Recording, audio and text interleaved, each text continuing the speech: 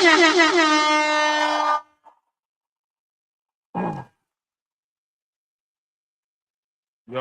it's your boy Taryn the Black, TTB After Dark, episode 49, the Hasan Piker crisis. I go through a lot of stuff. A lot of stuff happened since I last talked about it. I want to say I talked about it Sunday, I believe. I believe I talked about it Sunday. No, take that back. Thursday night, I talked about it. Thursday, Wednesday, one of the days. Man, everything's blending together. I hope everybody had a good Memorial Day weekend, man. Um, I didn't go live yesterday because I was chilling with the family. Went to go see my father and my grandfather at DFW National. Man, that's where I did a little post, a little community wall situation. I'm trying to find something.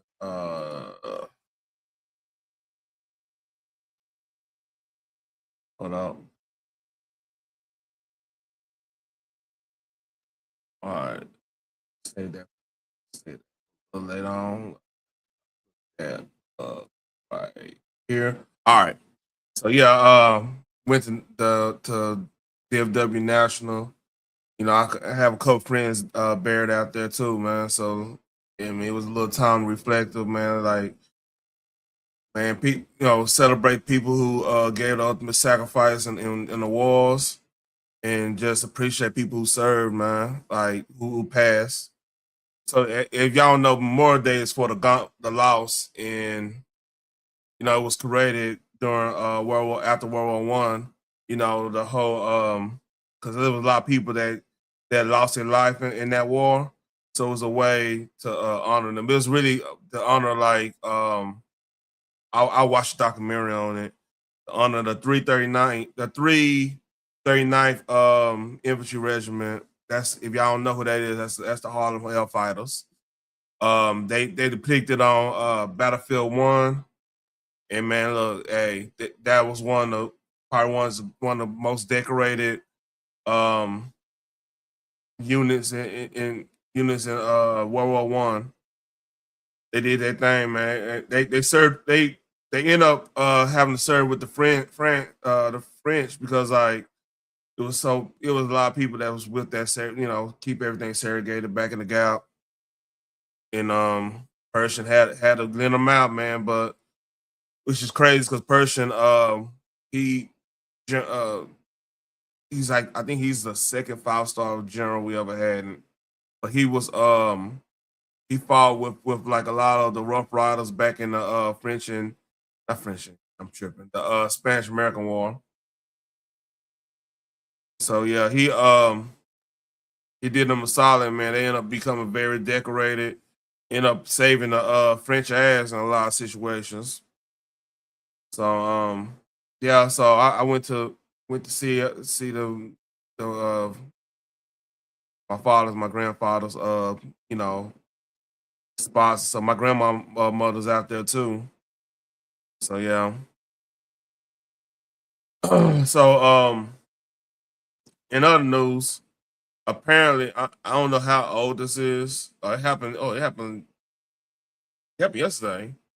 Apparently, this pastor, she ended up was in the Freaknik documentary. She lost her legal battle to block it, which it was already out, so she didn't have no leg to stand on. I mean, that's the problem though, man. Like you gotta be real careful what you're doing out here. As in, you go into places getting film folk, the whole nine. It sticks with you forever, man. Like she was a young woman this time, man. And like I said, young. She was going through a little stage or whatnot, and now that's part of her. That's part of public record now because they turned around and did a documentary on it. All right, so basically, she along with a group of other prominent professional women attempted to sue Hulu to prevent the release of the archival footage from 1990s Atlanta Spring Break event, citing potential damage to their careers and reputation. Yeah, it be that way, man. I wonder, see, man, it's gonna be crazy, man. Like, I want to say what 10 years from now, like when the chick, because a lot of chicks join OnlyFans right during the pandemic because like they're gonna work or whatever.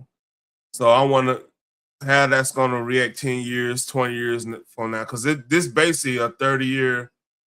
This came out pretty much like 30 years ago, from like all the Freakniks and stuff, all that was going on. And we ain't even talking about the Capitol Beach party, man, because like the Freaknik freak as hell, and a lot of things went down with Capitol Beach party. Like they pretty much it was on the beach, so like it. I mean, everything was going down there like that, man. And I think it's probably equal in that fashion. But yeah, I just wonder like how that's gonna affect a lot of chicks coming down the pike. Who did the OnlyFans in 2020 and everything. And then all of a sudden they want to be past, they want to be in the ministry or anything like that. Which, honest God truth, it shouldn't be an issue because like if you're getting into the ministry and everything, that means like you know you done did some dirt.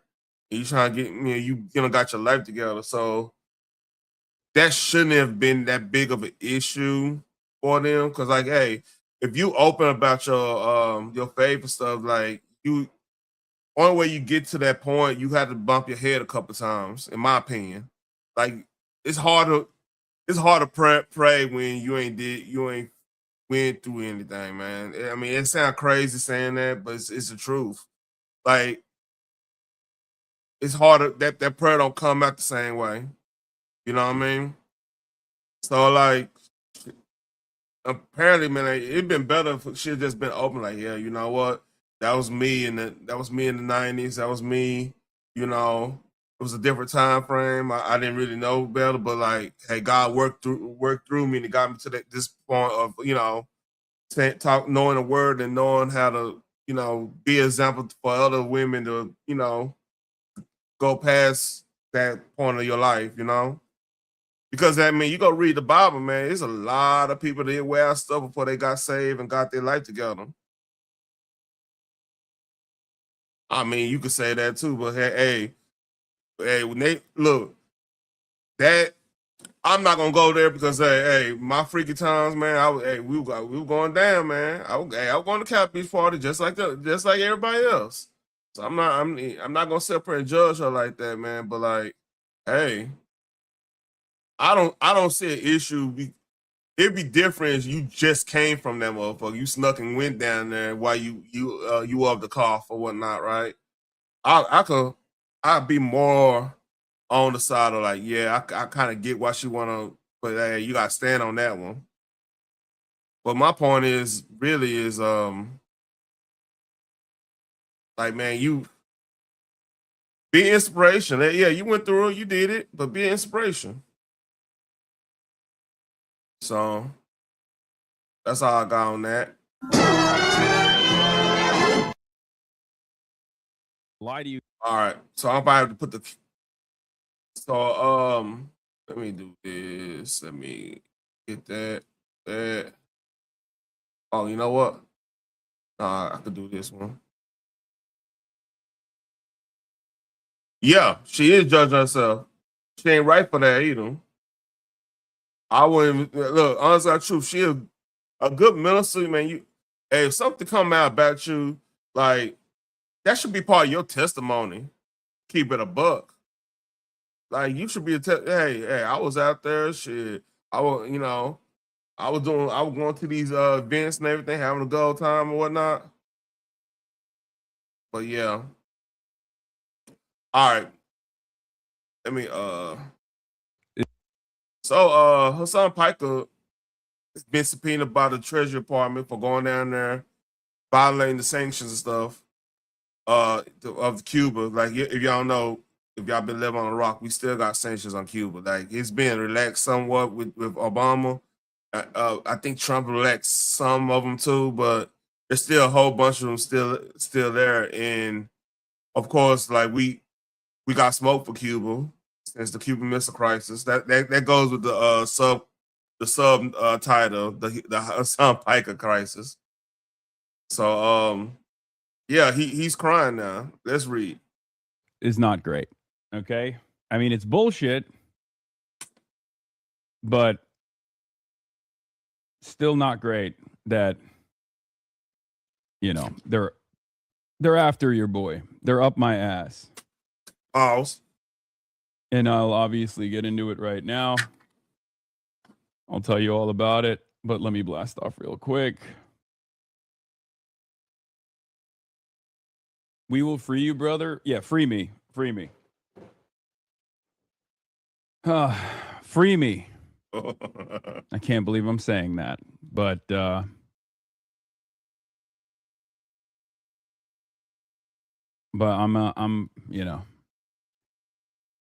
I'm about to be seemingly made an example of. Is not great. Okay. All right. I mean, it's bullshit. If y'all don't know what's going on, matter of fact, let me get the actual video of him down there.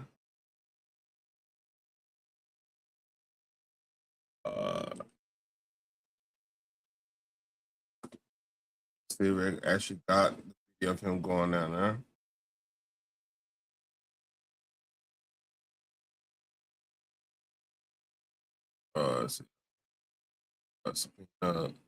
Look, I'm looking for the. I think I had a video on my bookmarks.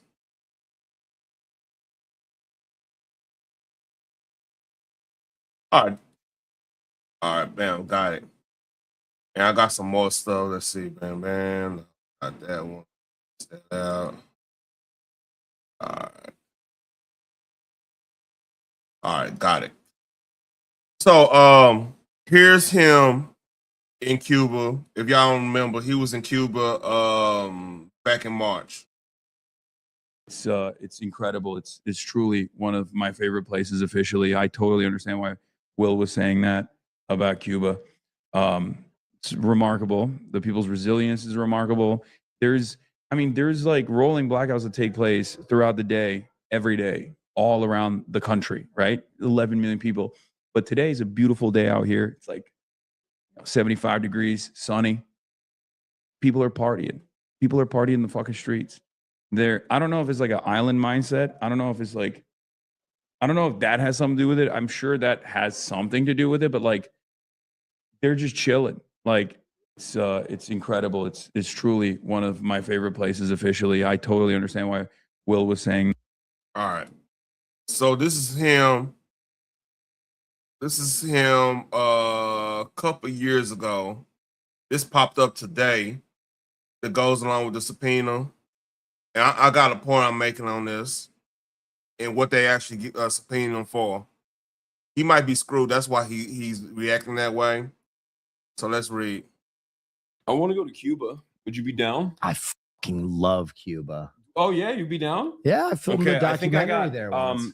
The Cuban government actually hit my contact from the embassy and told him that if the only thing stopping us from coming to Cuba was the consistent internet access, we can make it happen. Yeah, Cuba is sick. Like the government reached out to you. So yeah, of course. It's well, not reached out to me. There's a middleman there. That's definitely against the sanctions because you aiding and abetting.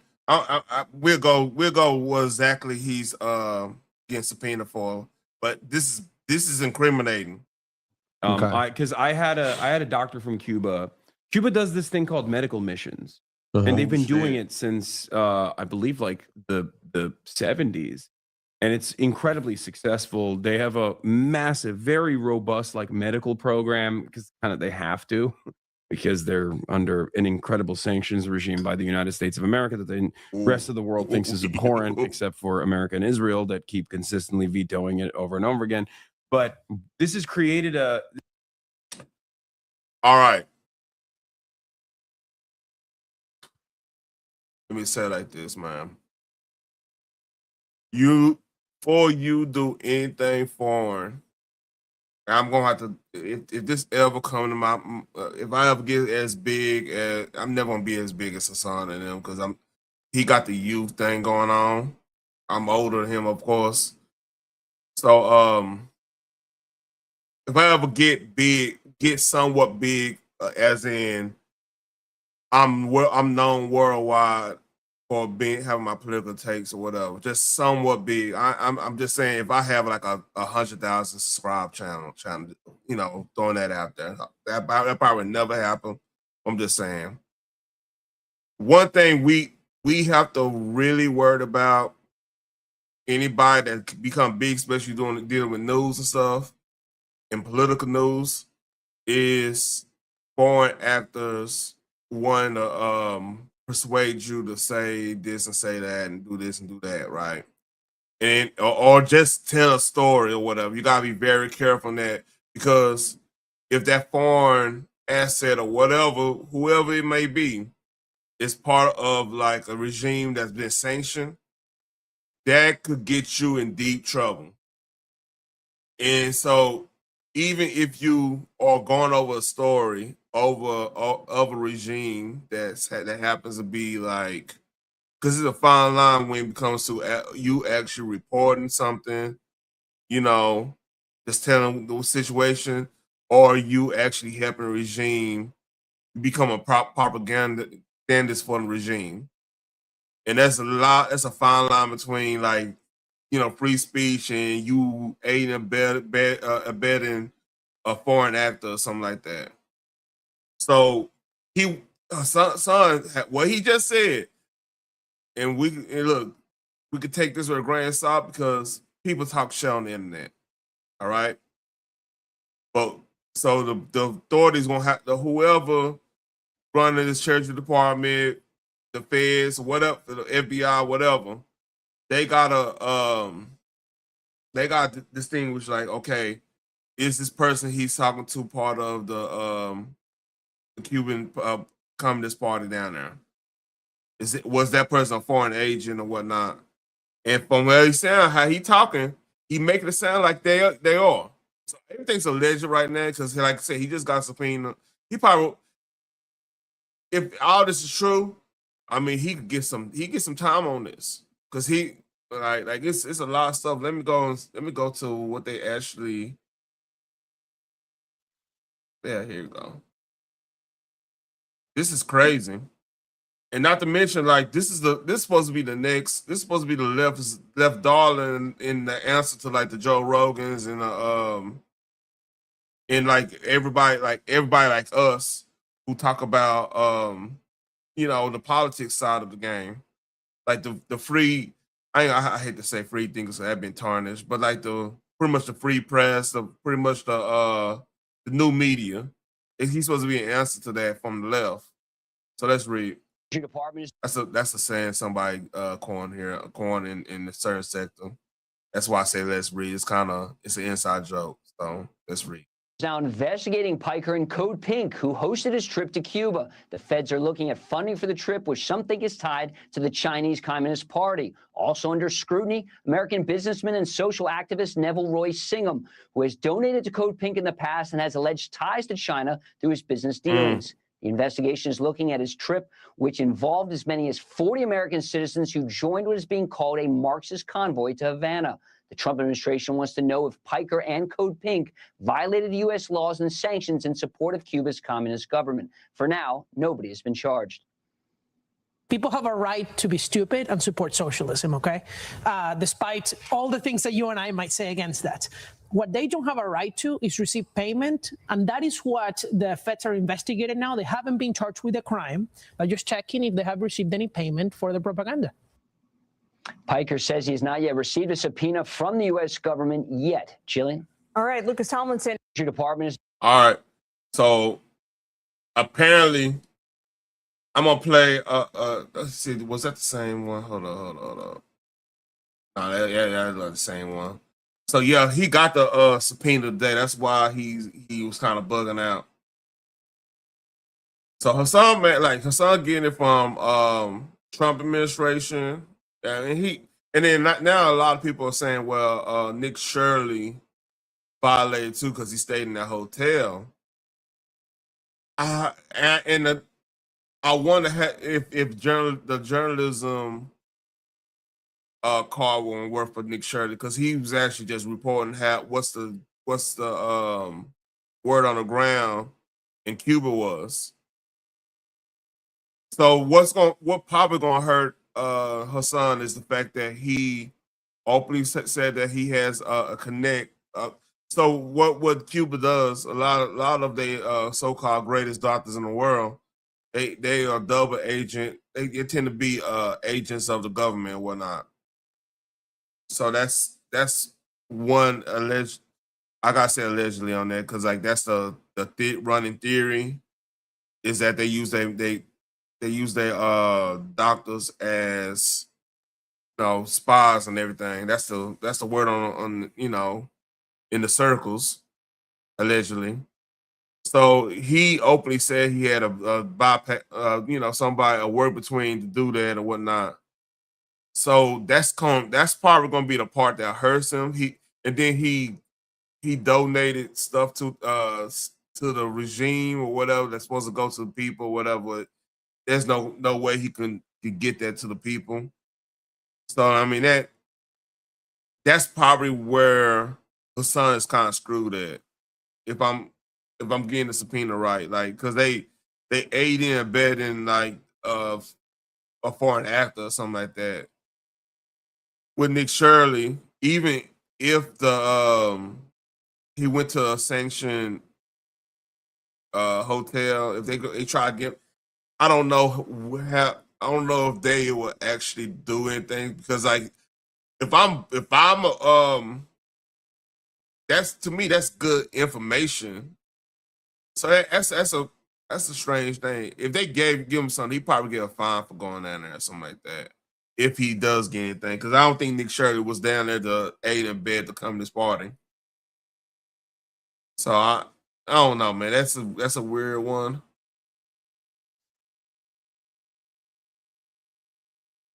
Yeah. Let me see what they saying about Nick Shirley.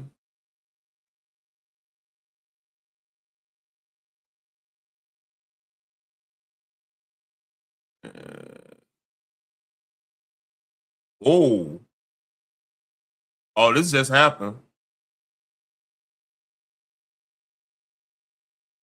I got some news. This just happened. Breaking news. I need a breaking news center. You know what I mean? So apparently, California passed the Stop Nick Shirley Act. This bill puts journalists at civil risk for investigating fraud and make it harder to expose fraud in immigration support services, including NGOs, nonprofits, and healthcare facilities that receive hundreds of millions of the state of California each year.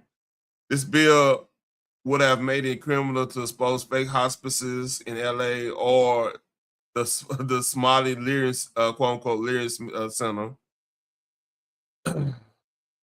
in Minnesota if they didn't claim reasonable fear, which is crazy. That's a crazy law. And this business owner gives a written demand not to post a video.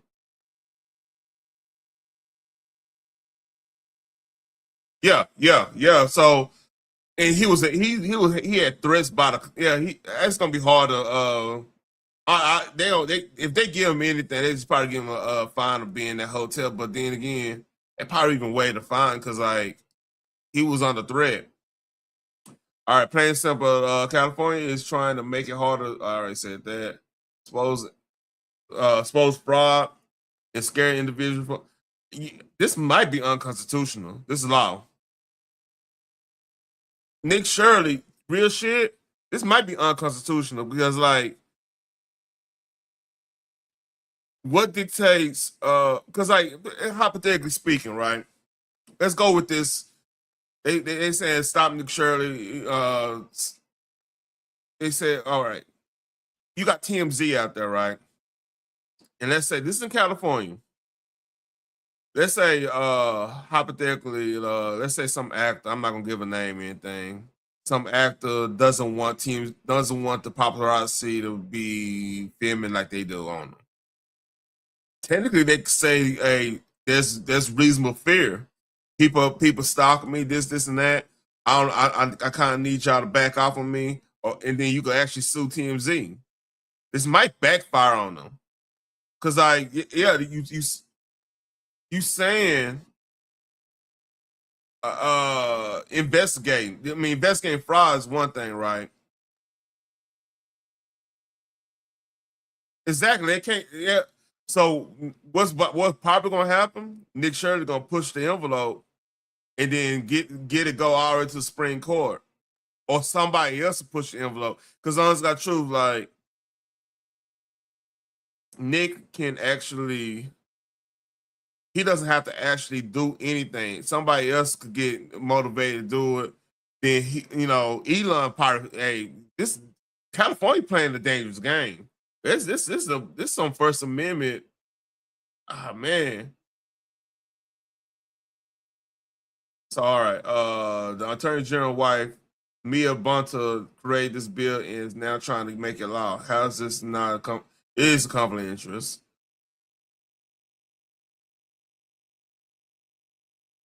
All right, let's look at this, man. This is crazy. This is what many are calling the Stop Nick Shirley Act. This provision right here, B1. This is look, I'm not going to support the bill overall, but at the very least, if you support freedom of speech and the First Amendment, B1 is a problem. And let me quote it in plain English, directly from the bill.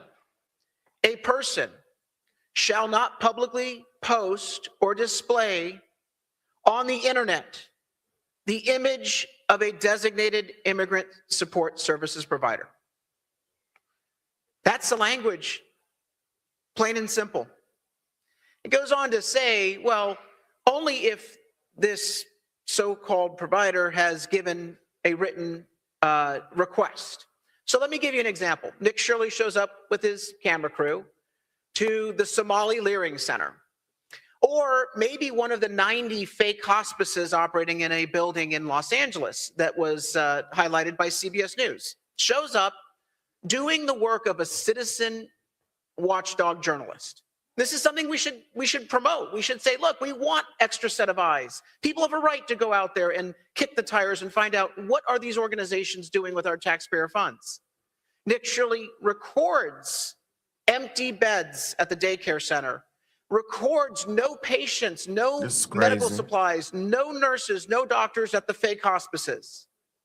On the basis of this research, investigative research, posts this on the internet, interviews some of the providers.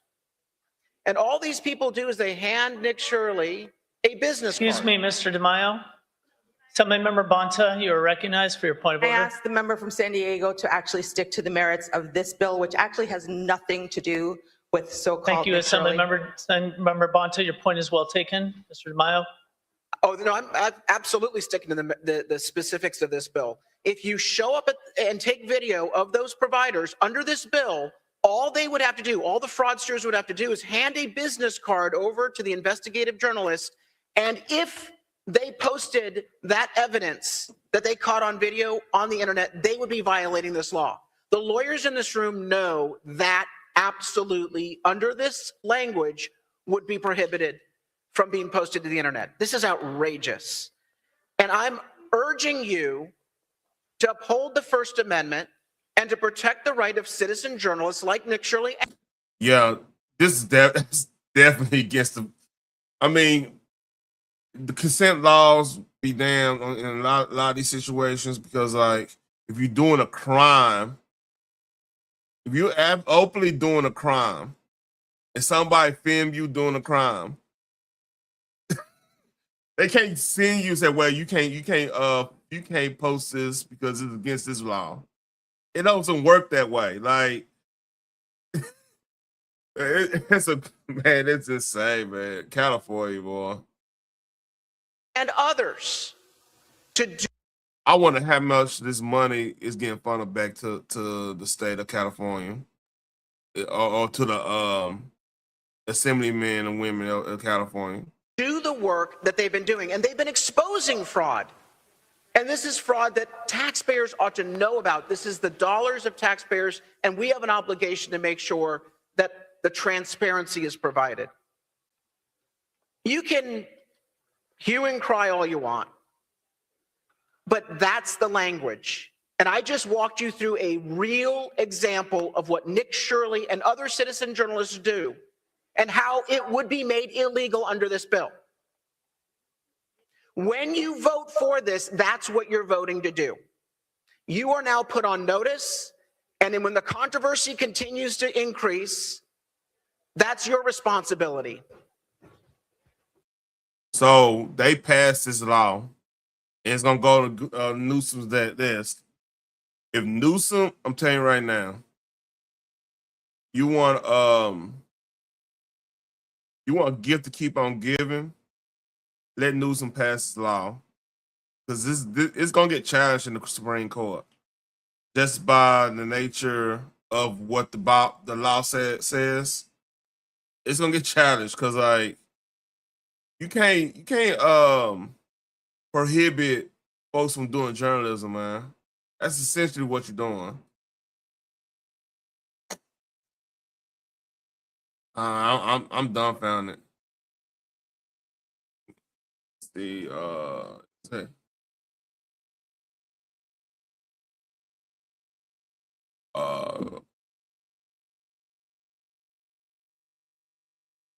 meanwhile, her husband's supposed to prosecute fraud. Like, there's some more stuff. Yeah, that's crazy, there. So, hold on, I want to put an overlap on this. Let me do this again. So, there's been more talk about the yeah, that too. It's that's bad around, but yeah, that's crazy. So right now, right, everybody's mad at Kevin Hart for not going harder against Tony Hinchcliffe and Shane Gillis for the roast. And I'm actually happy. What's up, JJ? I'm actually happy in Kevin Hart. Oh, by the way, JJ, they passed some Nick Shirley Act, and it's going to Newsom's desk. Stop Nick Shirley Act in California. I wonder if old Newsom gonna pass that one. That's gonna be interesting. All right. So this pretty much, yeah, that's insane. Yeah. I just went over that. They just passed it. So that's man, that's gonna get hit up in the Supreme Court. I wonder how Nick gonna play that. Like, is somebody else is it just gonna be an influx of people just going out finding fraud in California to challenge that law? Because think about it, you challenge that law and win, oh, you're a millionaire. If you're gonna beat the state of California when they pass that law. I'm not suggesting anybody doing that. I'm not gonna do it because if you know anything about Supreme Court cases, that's a lot of money, a lot of time you gotta deal with. But if somebody actually got the money and time and want to be an example of upholding the Constitution, they feel you gotta be a true believer in that one. They got time and money to play around with, or like an Elon support. Because then, see, when you do that, whoever supports you could be attacked. So it's a questionable situation. But like that's right. I mean, that's some corrupt stuff. You ask me. That's corruption at its. Yeah, I know. So yeah, it's about to get interesting. Like, Newsom probably shouldn't sign. He probably should veto that bill just because. But he's not. The base, they believe this shit, man. They true believers. This ain't the reasonable Democrat Party. Even nice reason. Even the Clinton times, man. All right, Kevin Hart. So George Floyd family been really mad at Kevin Hart. Everybody been mad at Kevin Hart for not going hard on Tony Hinchcliffe and you know, Gillis and Shane Gillis and everybody, right? They've been really going at him. So he went on Breakfast Club to kind of address and talk about the roast and everything. So I'm gonna play a little bit of it. It's on It's on the Breakfast Club. Salute to them. Tasteful joke to our culture, to our audience, but our audience that's watching the roast, if you're watching the roast, you get why they're doing it. You get why the racial humor is on the table. Like, it's not, I wasn't shocked.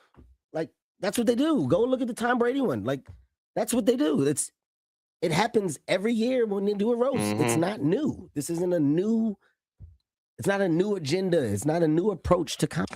I'm happy you're taking this approach, man, because we need comedy back full-fledged all across the board.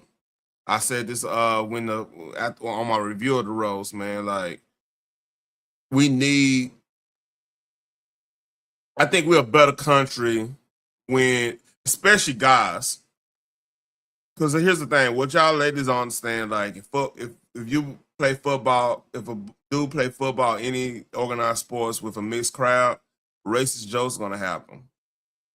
And it's kind of, or if you've been in something that you potentially could pass away from, yeah, you're gonna get all kinds of gallows humor, all kinds of stuff, because that's our way to coping with the series of the situation.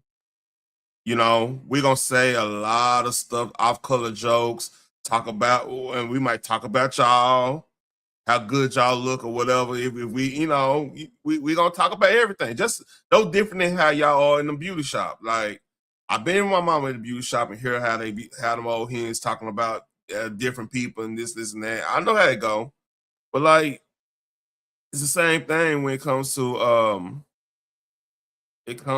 like organized team sports situations. Like, guys need that.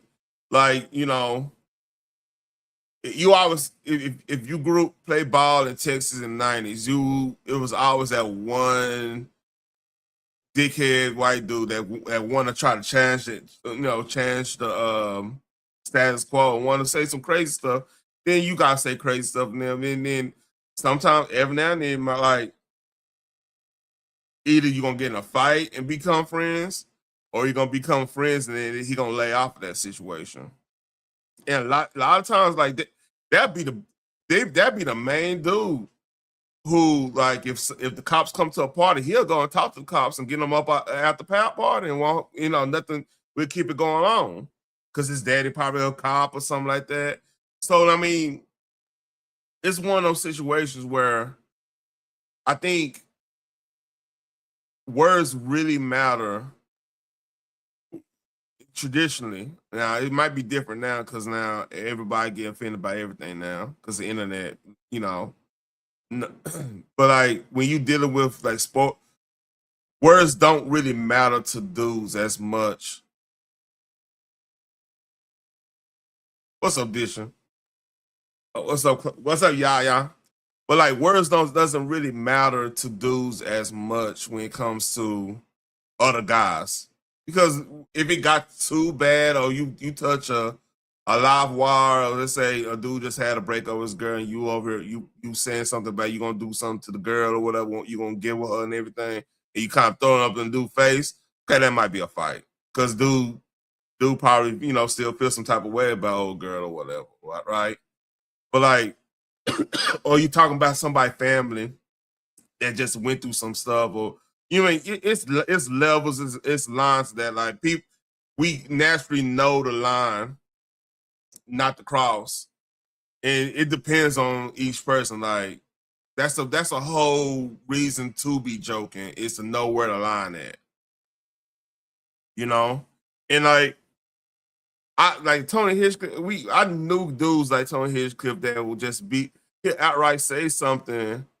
He won't even say the N-word or anything, but he'll say something just fucked up. But you gotta know, like, okay, if I ever go to war, I know this dude gonna have my back, because he that's the way he is. He's one of these type of dudes where he just say shit just to see if you get a rise, but if shit go down, he could be the first one up.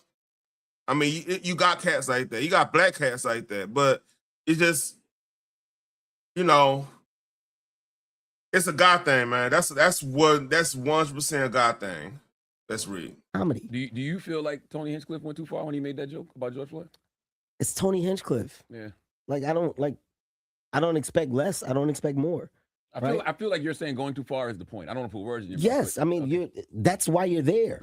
That's the whole point of the roast. Like you trying to go to the edge of the abyss. To see who can go farther to the edge of the abyss. That's when you doing a good roast.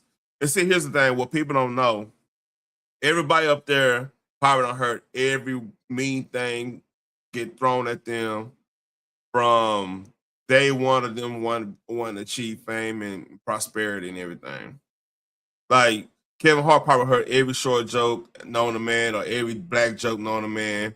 Just going out there going on the road, doing tours and stuff, going to improvs and laugh factories and comedy stores and New York comedy festivals and all kinds of crazy shit.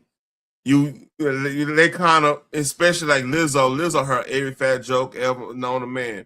And shout out to Lizzo. She was pretty funny in that roast. I gotta give love to Lizzo. And goddamn it, man. Oh man, Regina King, man. Regina King did her thing. She was hilarious. She probably said the most disrespectful joke to Kevin Hart. She was talking to her his mama in heaven, and they running trains. I heard I rewind. I said, she said that to me. They fucking up here. But Regina Alba was fine.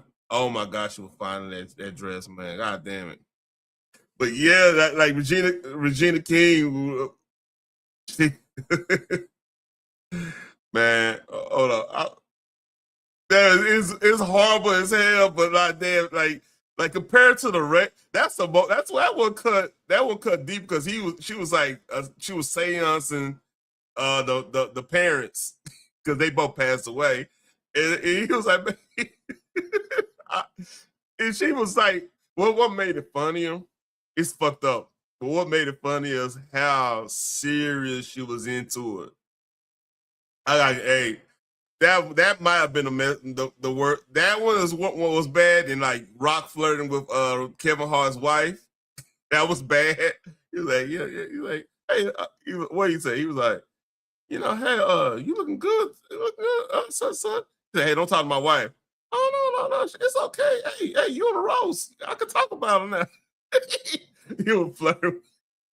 That was fucked up too. But like, hey, like I said, that's what you call going over the line. And then like, they always doing it. If you listen to any roast, man, anybody can get it. It's gonna be dark. Cause like you gotta to be a comedian, you gotta be able to have a dark sense of humor. Cause like what they say on stage compared to what they say to each other is like two different things. Listen to Joe Rogan stuff, like some of the jokes they do, like they'll say anything. If you want them sensitive people, you ain't gonna last in that line of profession. And a lot of them, my bad, excuse me. A lot of comedians, the good comedians, they dealt with a large percentage. I ain't gonna say a large percentage.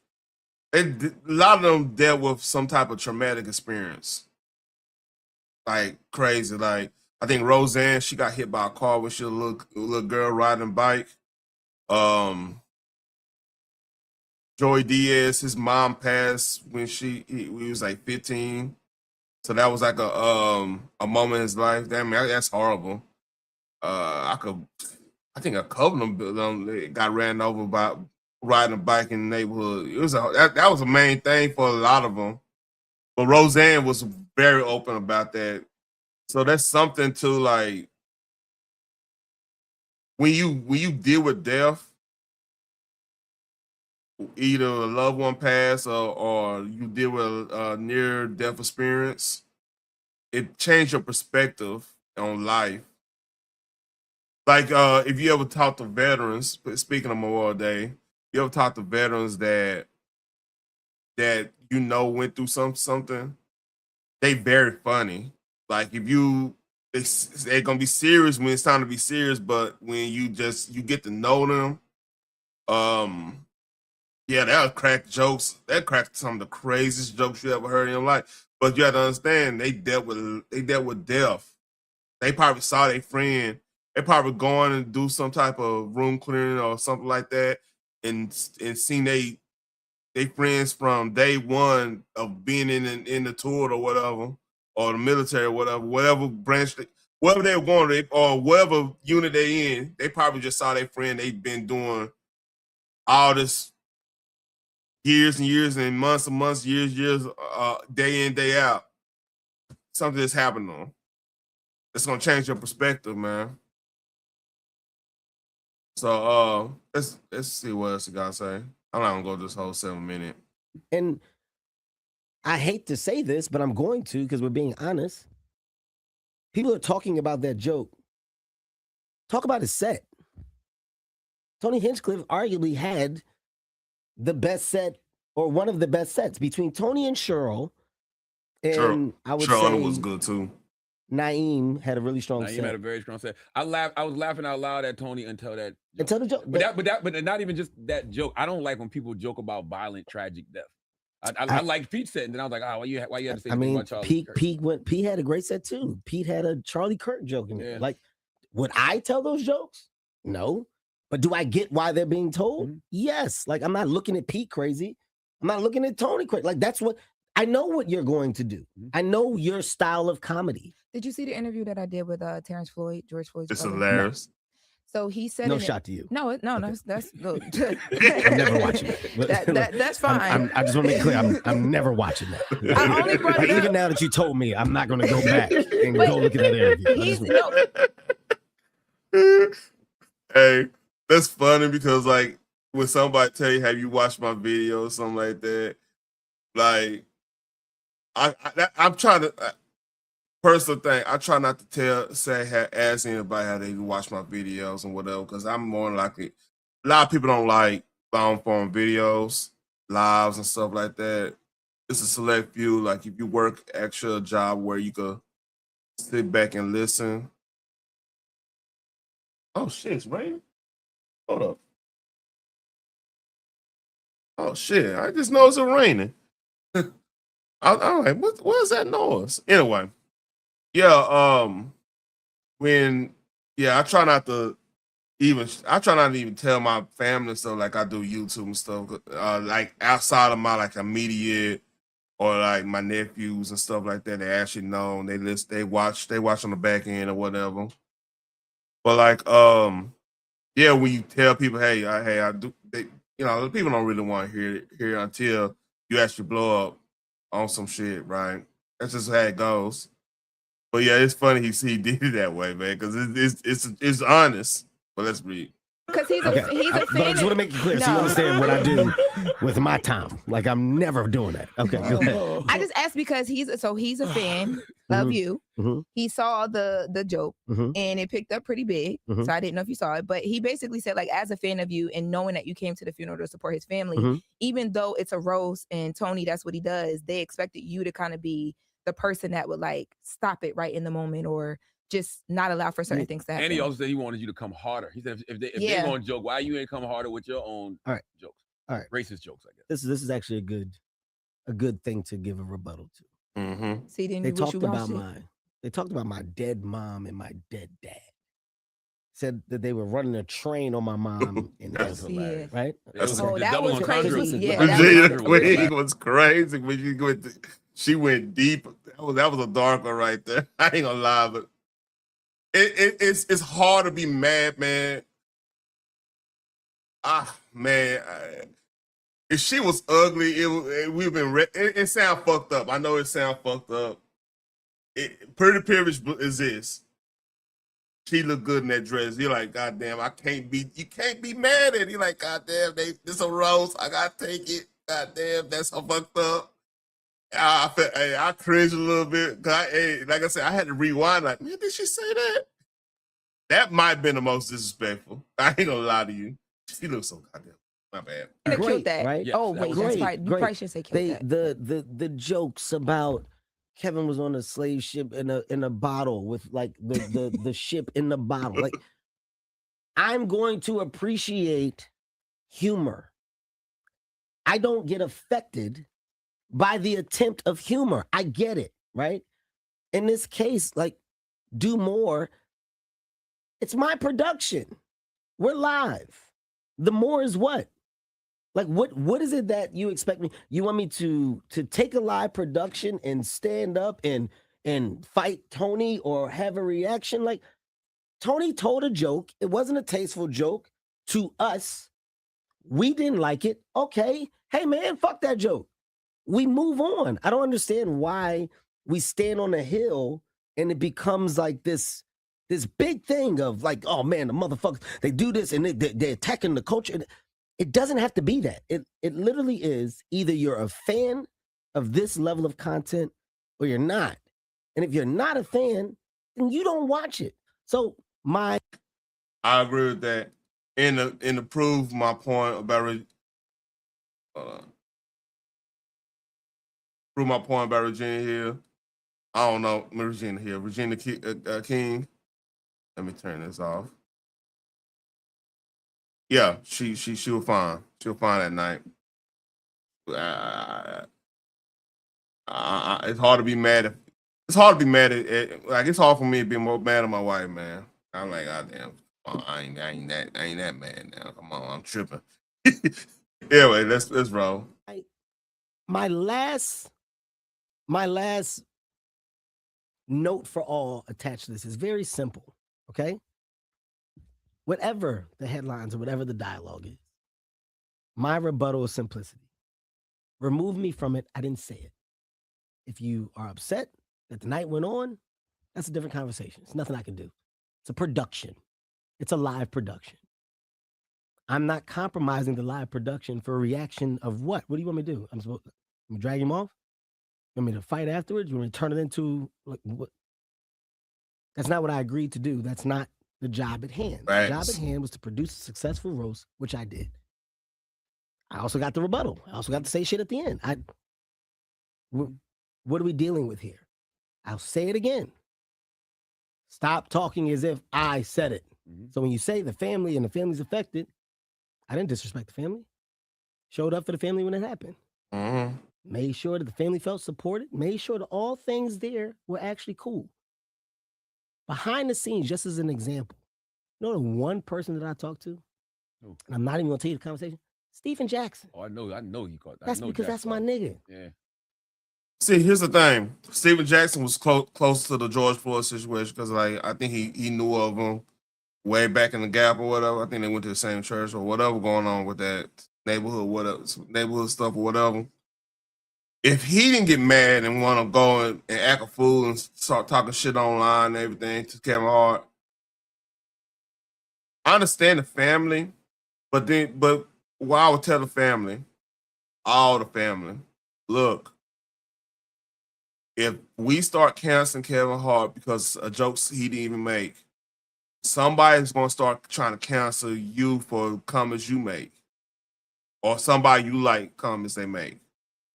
We have to, I know it hurts, but we gotta stand on freedom of speech. We can't be out here banning jokes we don't like. If it's joke that we don't like, that comedian didn't succeed in what they were trying to do. That's in entertaining us and make us laugh and make us think. So that's that. Hey, Stack, let me just call you, man, so I can explain to you like the world of the roast, X, Y, and Z. Mm-hmm. We talked. I get it, Kev. We had a great conversation. But that's what I mean when I say, hey, man, let me call the one person after. And that's before whatever you're talking about. Mm-hmm. That's immediate. Mm-hmm. Stack, hey, Tony threw one out there. It's this and this, but you do know that that's what this shit is a roast. But I just want you to know from my side, that man is on his own. You ain't lead with that, Kev. You should lead be lead with. See, no, people want to be upset, man. Charlamagne, I mean, I get your point. Why we don't leave? If they would have switched, it's more money, more currency in the world to be upset than to have an understanding. So even if Kevin Hart would have led with this, say, yeah, I talked to people that's close to him, this and that, they would just kind of they would say Steven Jackson Coonan, because he didn't go hard on Kevin for even man, that would have flipped it all kinds of ways just to be like, well, I'm mad. Because the reality is some people just want to be mad, man. It's just about bottom line to it. Some people just want to be mad. Like, this roast was the best display of just comedy in the last, probably since I've been to the went to the the Dave Chappelle one when he was down here in Fort Worth. That shit was hilarious. He said, see, the thing is, the ones he didn't tape, he said way crazier things, but that's another story. But that the whole time. I don't need to. People just want to know you care. I don't fucking need to prove to people that I give a fuck. Yes, you do. No, I don't. Just this time. This one time. No. Yes, this one. No. If you open that door, then that's the door that people expect all the time. Why the fuck do I need to do that? I think it's because of how much the George Floyd situation affected so many people. This is, I think, I get what you're saying and how you stand on your business, and I respect you for that. I'm not talking about business. Or whatever it is. I think with certain things, not say it. But there their you go. pushback is it happened at Kevin Hart's roast. Kevin Hart, who is like, he's out, like, so many of us support you. You're ours. They just want to hear you say. Okay, I just want to hear example. you say what you said today is tasteless. You actually reached out to somebody who's considered his family to say, I don't let think- them know. That's all. I have the best example. If I go to a nightclub and like we're celebrating, right? And 2 people get killed that night at the nightclub. What's the headline? Kevin Hart's party got shot. Shot up. 2 2 people killed died at Kevin Hart's party. at Kevin Hart's party, right? Mm-hmm. People may say, I'm not going to Kevin Hart's party again. Man, you can't go to Kevin Hart shit. Kevin Hart shit ain't safe. I ain't fucking with Kev. Whatever happened. I go, but I didn't fucking do it. I didn't even know the people that fucking was shooting. I didn't even know the 2 people that got killed. That's the nature of being the name. Mm-hmm. Your name is attached to things to make things bigger. What is my fucking... I didn't shoot the gun. Why am I arguing and why am I doing interviews after? Why were they in your party with guns? But who knows? I don't work the metal detectors. I'm not the security guys. The club does all that. I don't have those answers. Do you understand what I'm saying? Like, but then see, that's why he shouldn't be apologizing or anything, because like no matter what he does, like the agenda's already been made. Agenda's already been made. Like this is one of the dangers of being a black celebrity, especially. If you were at any party, you were at any get together, and some bad stuff happens, some unsavory characters do something that you don't have no idea what's happening, they're gonna blame you. And how many of these situations they set up?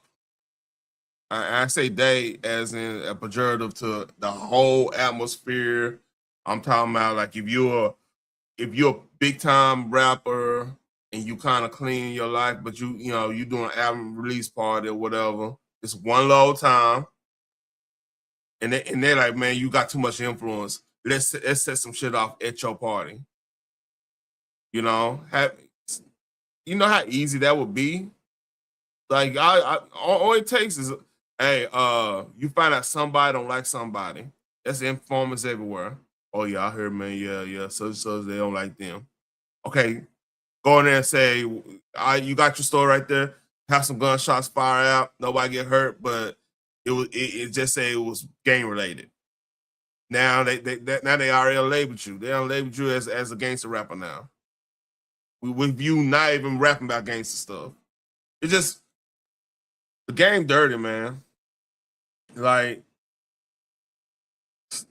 they're seeing people play with you in the whole nine, man. Like, as in going and trying to steal what you got to get a reaction, all kinds of stuff, man. It's sad, actually.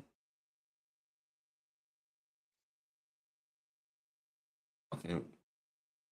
I didn't know Hot 97 still exists. So enough of that. That's pretty much what Kevin Hart had to say. And apparently if y'all don't know, Max B said something. They probably hope they explain it. I can't remember exactly the words he said about Big Daddy Kane. But hold on. Big Daddy Kane responded to Max B. So let's read. Big Daddy Kane has responded to Max B. If you recall, Max B took a shot at Kane when he was ranking himself amongst New York greats. Now, I don't think he was really taking a shot. This is just how Max B talks. This is Harlem. All right? Yeah, this is Max B. What is a run?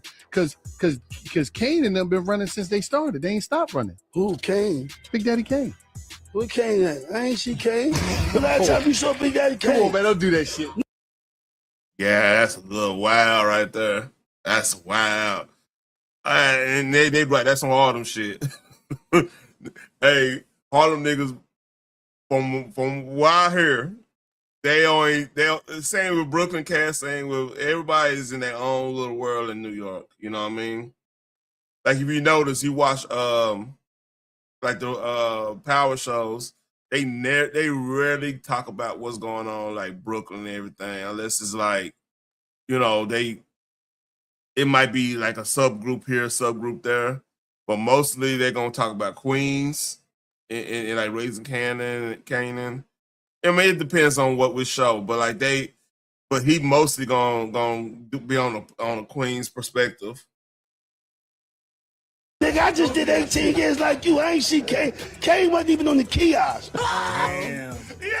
That was on Gilly and Wallow. Crazy. $1 million worth of game, but this is what Big Daddy Kane had to say. Brooklyn streets where they could see me at. It's never easy at. That's the world we be at. Real hitters keep the strap for any type of people spat. Make your head tilt back like at a BC hat. That's where we believe you at. Make them take a look at. Anytime that we attack, you don't want a piece of that. That thug mentality can be an aphrodisiac. But you're doing too much, homie. Please relax. Don't make this animal damage you. Animal banish you. Handle your flammable like a magic. You can't do words. I'll be your man if you plan to do any animal acting against the intangible. Oh! Talk to Kane! Oh my God! Talk to Kane! Ain't no hashtag, man! One of the greatest ever doing. Like I said yesterday. Shit, I gotta find that track. Damn, Kane was spinning like it's 88. Goddamn. He was spinning hard on that shit, man. Hold up. Ooh, I don't play no more of that, man. But like, hey, Kane came back with it. I might save this one. And that's me third top right there. And we talking about good hip hop. Max B. I hope Max B. Yeah, Max B and Big Daddy Kane. And then now we gotta talk about Drake. This chick broke it down. And this part of my last story right here. Sorry, Rodney. I'm gonna apologize right now. Sorry. It's crazy here. Drake makes music for surface level people that just barely graduated elementary school. You think him like rhyming like Hickory Dickory Dock is just a masterpiece. You're just like mind blown that he came up with that. A kindergartner could have wrote that. Sorry to break it to you, but like I can tell that you're a Drake fan when you open your mouth. The intelligence level, that is just his demographic. And yeah. On the record, Rodney, I know you smart. You understand things, so you're not in this category, but you have to think about who's probably talking to her about Drake and hip hop, and she probably just heard the Big Daddy Kane response to Max B. Yes, I'm a Kendrick fan, so like obviously I don't like Drake. But if I didn't like Kendrick, I still wouldn't like Drake. His music is so bad, and you guys sit here and ride. You ride for him. For what? Smack until it's cheetah print. Oh my gosh. That's so good. Guys, that's so good. She's going through a little hoe phase, gonna make that rotate. Oh my gosh. Mind blowing. This is the next level. Obviously, she's not talking about Iceman. She's probably talking about them other whack ass albums. Drake, rapper, Taylor Swift, singer. They're equivalent. Oh, shit. Drake is the equivalent of Taylor Swift. We know Taylor Swift is not the best vocalist. We know that there's other people out there like Ariana Grande that like Taylor Swift will never compare to. But yeah, we sit here and we say that Drake is like one of the best rappers. Like greatest of all time. Like literally he's in top 3. Great job. And yeah, I'm just the quirky girl from Utah. Like I'm just a white girl that just wants to be different. I love Kendrick and I don't like Drake. I just want to be different. No, I genuinely think that he is a trash person and a trash artist. I don't know what else I can give you. I'm not going to sway your opinion if you're a Drake fan because there's nothing there to begin with, but. Damn. Damn. Okay. 3 Drake fans. I did an hour. See if I can find something else. I think I talked about Kevin Hart. Let's see, make sure I got everything. Look at my run sheet real quick. Oh, I know I missed something. Okay. We're gonna find this.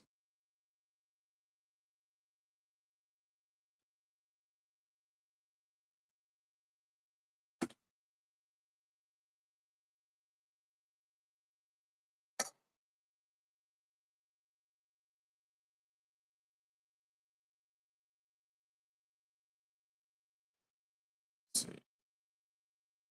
All right. This is why I miss. Along the strait.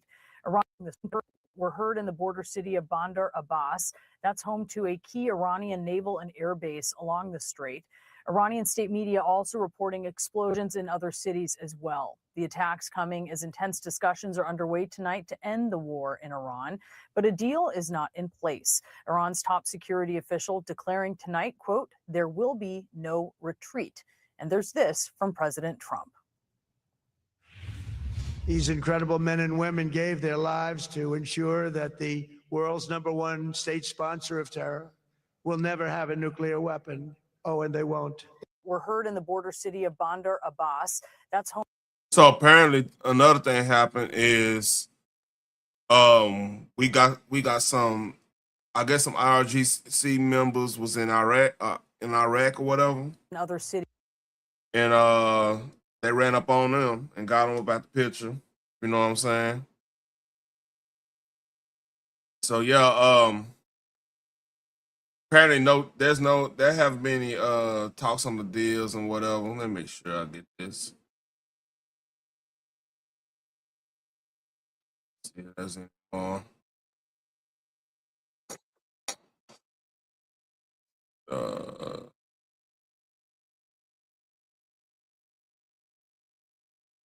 Happened 18 hours ago.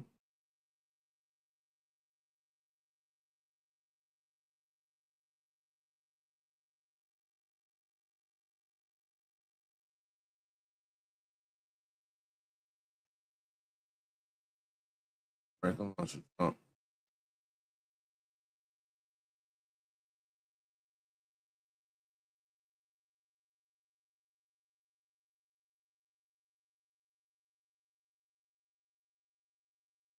Yeah, that's pretty much all I got right now.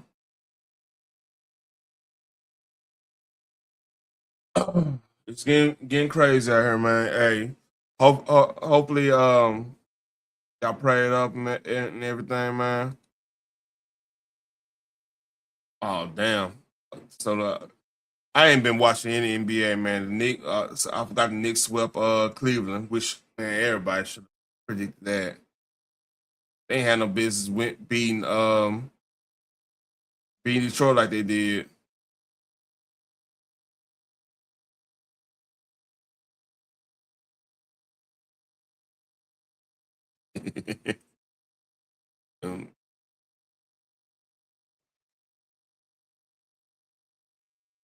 Oh yeah, another thing happened.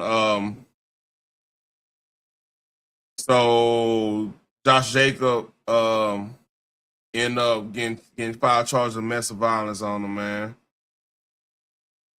that broke today. I don't want to get in there because I don't know it just happened. I get this gonna be big news in the upcoming season, one way or another. But yeah, that just I saw that drop and I was like, man, I don't want to talk about that on here, but hey, it did happen. He did get locked up on that. Everything allegedly right now and everything. We'll keep it at that. Ain't nothing else. That was some Carter 7. The fuck? 7 is coming. We got the Carter 6 last year. Is the Carter 7 coming soon? And if so, is that the case? And maybe you give us maybe a sneak peek if there's any features on the album. The Carter 7 is coming soon. I'm not sure if we're gonna just name my next album the Carter 7, but I got albums coming as well. But I don't know if they're gonna just name it Carter 7 or they're gonna wait for another album and name it that. But I got music for days, and what they do is they just come in here and they just grab a bunch of songs and they just put a title on it, like, yo, this Carter 7, so Carter 7 coming soon. So we got all right. Just somewhat advice. Wayne, man, like this last album, I feel like this is gonna sound crazy, but I feel like it wasn't organized right. As in, I could organize that album better and have a better flow to it. The flow of that Carter 6 was trash. Whoever, you gotta get that together. You know what I'm saying? You gotta get that together. Cause overall, like I could find by like, in fact, I could do a fair assessment right now.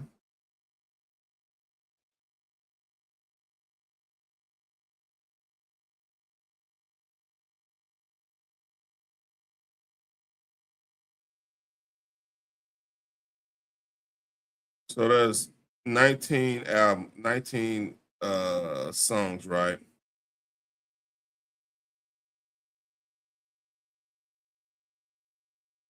I think number 4, Welcome to the Carter.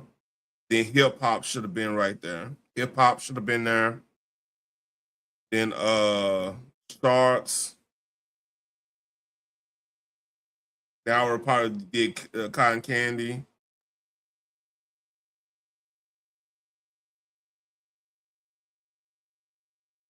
Then Lone in Studio. Then I would have played everything after that. Like I said, like the bangles. Like what makes like a Kendrick album good, or what makes shit, man, like even 6WA, that's big extra plug stuff. Like they had banger after banger after banger after banger. And then if you did like a skit, it's a good transitioner to the banger. So it felt like they threw so much stuff out there, and the vibe, it didn't set a tone for the album. It was like you had to go pick there, pick here, pick here, pick here. Then it was like a whole bunch of singles for a whole album, which you just described. That's how they've been doing it. So I mean, you got to organize your playlist better, man, for the album. Like you go listen to All Eyes on Me, which Tupac did that album in 2 weeks. The flow, like the songs flow together. That's to me, that's how you have a good album, when all your songs can flow together.